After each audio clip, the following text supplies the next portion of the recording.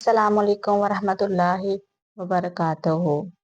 सही बुखारी में वज़ू के बारे में बयान है। नबी सल्लल्लाहु अलैहि वसल्लम ने वाज़ेह फरमाया कि फर्ज वज़ू एक एक बार सीखो और हर वज़ू को धोना चाहिए। और आप सल्लल्लाहु अलैहि वसल्लम ने दो दो बार भी हर वज़ू को धोया है और तीन तीन बार भी, लेकिन तीन से ज्यादा दफा नहीं धोया।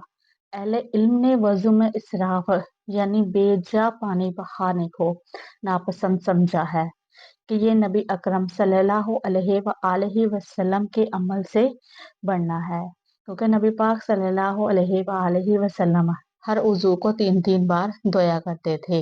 इमाम बुखारी रजी अल्लाह अन्हा ईमान से मुतल्लिका अहादीस जिक्र करने के बाद और तहारत से मुतल्लिका अहादीस शुरू फरमा रहे हैं, क्योंकि ईमान के बाद तमाम फर्जों में सबसे अहम फर्ज है और नमाज के लिए तहारत जरूरी है।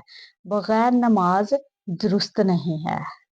सही बुखारी की 135 नंबर हदीस है, नमाज बगैर वजू तहारत के जायज और कबूल नहीं है। अबू हुरैरा रजी अल्लाह अन्हा ने कहा कि रसूल सल्लल्लाहु अलैहि वसल्लम फरमाते हैं कि जब कोई बेवजू हो जाए तो बगैर दूसरा वजू किए इसकी नमाज कबूल नहीं होती। एक शख्स ने जो हजरे मौत का बशिंदा था, हजरत अबू हुरैरा रजी अल्लाह अन्हा से दरियाफ्त किया कि हदस क्या होता है। आप सल्लल्लाहु अलैहि वसल्लम ने फरमाया कि हवा को खारिज करना। अगर आपको नमाज में शक हो कि हमारी हवा खारिज हुई तो आप नमाज अदा कर सकते हैं। अगर हवा खारिज होते वक्त आवाज आए या बदबू आए तो आपकी नमाज नहीं होगी। इस हदीस 135 हदीस का खुलासा 97 नंबर हदीस में है। इस बाब की हदस मुबारका में इस बात की तालीम दी गई है कि नमाज बगैर वजू के नहीं होती।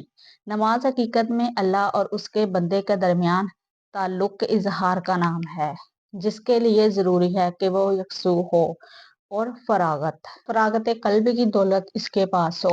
इस चीज के पैदा करने के लिए जरूरी है कि इंसान गंदी नजास्तों के साथ साथ अपने जिस्म को भी गंदी और बुरी नजास्तों से पाक करे।